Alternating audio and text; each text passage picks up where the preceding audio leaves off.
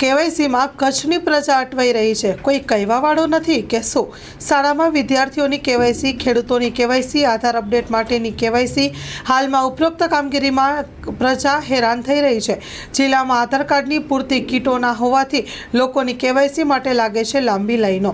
એક કીટની ક્ષમતા દરરોજની 40 થી 50 લોકોની કેવાયસી કરવાની અને પહોંચે છે 300 થી 400 લોકો। જિલ્લાના દરેક તાલુકા મથકે આધાર કેન્દ્ર પર લોકોની લાંબી લાઈનો। પોતાનો નંબર આવે એ માટે સવારના 5 વાગ્યાથી લોકો લાઈનમાં લાગી જાય છે। વારંવાર કેવાયસીના નામે લોકો પરેશાન કરતા જિલ્લામાં લોકોમાં ભારે આક્રોશ જોવા મળી રહ્યો છે। લોકો પોતાના કામકાજ મૂકીને લાગી જાય છે લાઈનોમાં। જિલ્લાના લોકો પરેશાની બાબતે મીડિયાના અહેવાલો લોકોની રજૂઆત બાદ પણ સ્થિતિ ના સુધરી। Story report by Pankaj Kabira, Nakhatrana. મમતાબેન મારું નામ છે। અમારું ગામ બેકર છે। અમે મજૂરી માણસ છીએ અને અમે રોજ ટાંકા ખાઈએ છીએ। 6-7-8 દિવસ થઈ ગયા છે ને જઈએ આવીએ તો અહીંયા એપાએ પૂરો થઈ જાય, ડૉક્ટર બધા પૂરા થઈ જાય ને અમે હાલ્યા જઈએ ને જે એક છે એપાએ એ અમને જેમ તેમ બોલવા માંડે રહે છે। તમે જાઓ કલેક્ટર સાહેબ કને ને મામલેદાર કને ને અમે ગરીબ માણસ ભાઈ ઘડી કેટલું ટાંકા ખાણીએ। હવે કાંઈક કરો તો બધાનું કામ થાય એવું કરો, એટલે બીજું મશીન રાખો તમે। અમને તકલીફ થાય રહી તો આપણે રોજ કેટલા ધક્કા ખાણીએ ને રોજ કેમ આવીએ? મજૂરી માણીએ, 200 કમાવીએ તો 200 ટિકિટ ભાડો ખાઈ જઈએ, પછી અમે અમારા છોરાને શું પાડીએ? પછી રોજ તો અમારાથી ને ધક્કા ખાણાય ને કહેવાય ને અમે આવીએ તો જે સુધી આપતા આવીએ તો પૂરા થઈ ગયા, જાઓ હવે પાછા। એટલે આવીએ તો જરાક બોલ કરેલા, જેમ તેમ બોલેરા।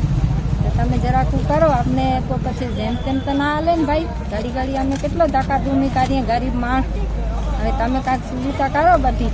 ઓકે જી, આપનું નામ જણાવજો। દિલીપ ભીમાણી, મારું ગામ વેસલપર। હું આજે અહીંયા ઈ ધારા મામલેદારમાં મારો 5મો આંટો છે। મારું બધું કામ મૂકીને આવું છું। ઈ ધારા ભુજ પણ ગયો હતો। ઉંમર સંખ્યા બહુ હતી। હું ગયો 3 દિવસ પહેલાં ગયો હતો ત્યારે 300 થી 400 માણસો હતા ઉંમર, એટલી લાઈન હતી। અહીંયા 5મો આંટો છે। પહેલાં આવી ગયો તો ત્યારે જોયું અહીંયા 100, 150, 200 માણસો અહીંયા લાઈન લાગે છે। હું આજે પાછો આવ્યો છું। આજે સવારના હું 6 વાગે અહીંયા આવી ગયો છું। હજી મારો નંબર લાગો નથી અહીંયા, કેમ કે 80 ટોકન આપે છે, પૂરું થઈ જાય છે અહીંયા।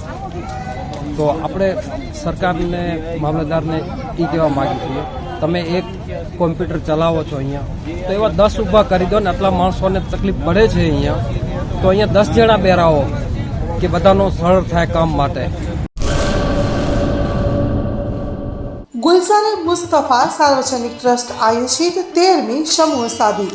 આથી આપણે જણાવતા ખુશી થાય છે કે દર વર્ષની જેમ આ વર્ષે પણ ઇન્શાઅલ્લાહ સમૂહ શાદીનું આયોજન કરેલ છે, જેના ફોર્મ ભરવાનું ચાલુ થઈ ગયેલ છે। સમૂહ શાદીના ફોર્મ છેલ્લે તારીખ 10/12/2024 સુધી સ્વીકારવામાં આવશે। સમૂહ શાદી ઇન્શાઅલ્લાહ તારીખ 19/1/2025 રવિવારે યોજવામાં આવશે। ફોર્મ મેળવવા સંપર્ક કરો Haji Mohammad Rafiq Jusab Baloch, Bharat laundry, Jat tea house સામે, મોટા પીર રોડ, સંજોગનગર, ભુજ, કચ્છ।